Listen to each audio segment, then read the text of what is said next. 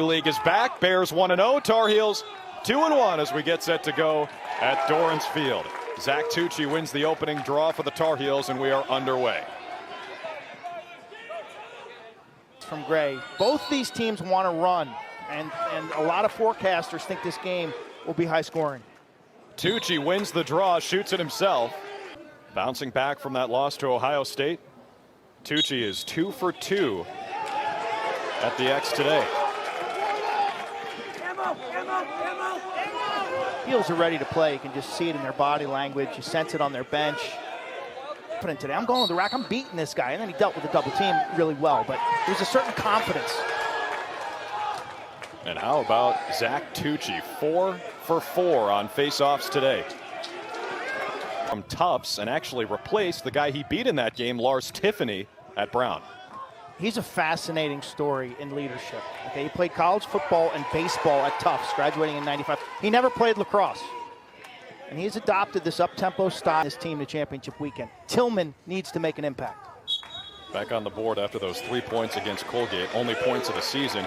Right now, Q, I think the story, though, for UNC is Tucci in the faceoff circles. Went low like flow rider there for his second goal of the game after 5 against Quinnipiac on Saturday. Another win. Tucci, number 7, is 7 for 7. Cook knows the recipe, is what you're saying. Cook took it to the cooker.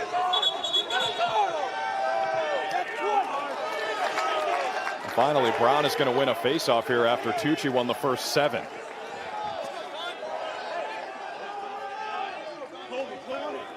Ohio State made one of 2 grad students on that Brown first midfield.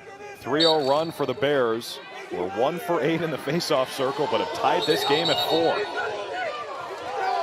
Violation against Brown and Gunty. Carolina back on offense. Finding midfielders who can go to the goal and make an impact. Lots to learn in February as we get this season underway.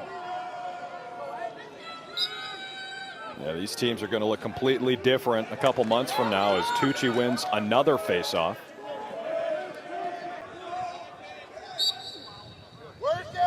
A humble superstar. Joe Bresci speaks so highly of Chris Gray. Told us a little bit about his visit, and he was transferring after a couple of years at Boston University. Goals and back-to-back. First career goal against Quinnipiac on Saturday. And a 19-13 win for Brown, who only played 1 game last year. A 12-5 win over BU, the only D1 game anyone in the Ivy League played last year.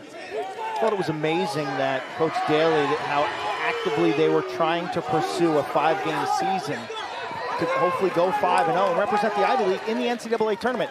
They held out hope all spring, really. But schedulers, did you major in calc at Hopkins? Hardly. I think I had to withdraw from a stats class, but my mom was a high school math teacher. That explains a lot. And my daughter's in 7th grade, so her math skills have never been sharper.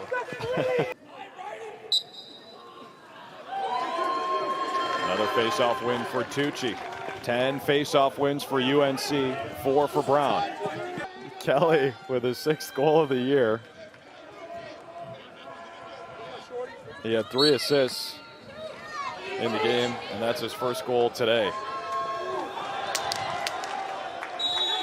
He can reach pretty much any roof. He was a great basketball player in high school. He scored in the 98th percentile on the DAP, the dental school test, hoping to get him to Tufts. That's what Mike Daly told us. Tucci again with another face-off win. Keeps it alive. Carolina can't save it.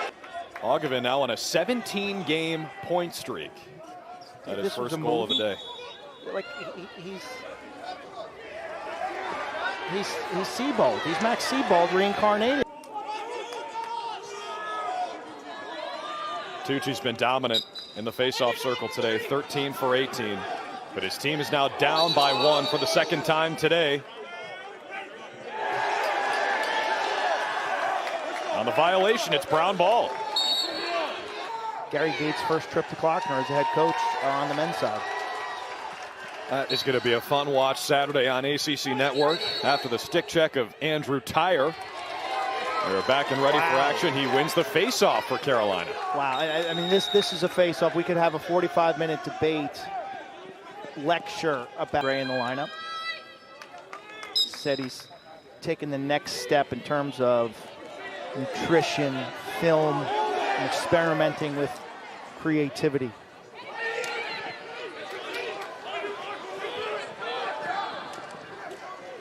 Captain and the first team All-American Connor Marr chased it down. He got a snap stick. Has been awesome. And Carolina now turns to Andrew Tyre.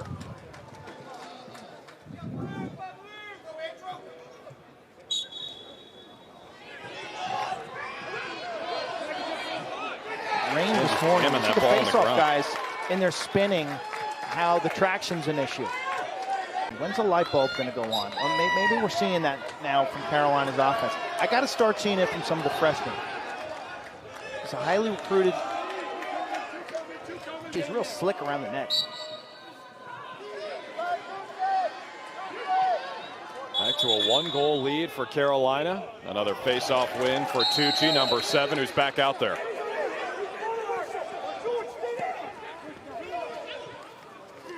There's Gray. Go.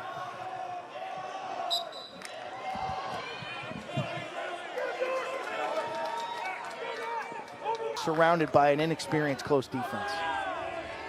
Joe Bresci was telling us he's so loose between the pipes. He'll be dancing, he'll be singing some tunes. We asked the coach, is he a good singer? He said yes, just for his ego. I'll say yes. As Zac Tucci wins another face-off. He has been dominant in the circle for Carolina. There's a flag on the field. Should be 2. There's going to be 2. There's another. And another. Program a couple years ago, and just got the general sense that the guys on the team loved one another. There's a lot to that. There's another win for Tucci. He's now won 17 of 23. What is it about Joe Bresci's personality that makes? I think the differences in this game are the specialties for North Carolina. Colin Krieg between the pipes, and then the work of Zac Tucci at faceoffs, and his mates Andrew Tyre and Chase Mullins. Carolina has been dominant off the draw, winning the whistle, directing the ball to teammates. Connor Marr, 31 in Reds, had a big day off the ground. This was the violation against Brown that I didn't exactly agree with. You can see call for withholding.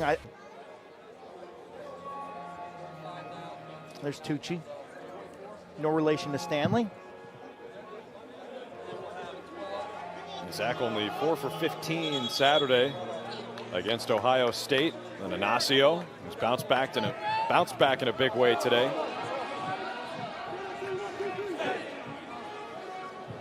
57%.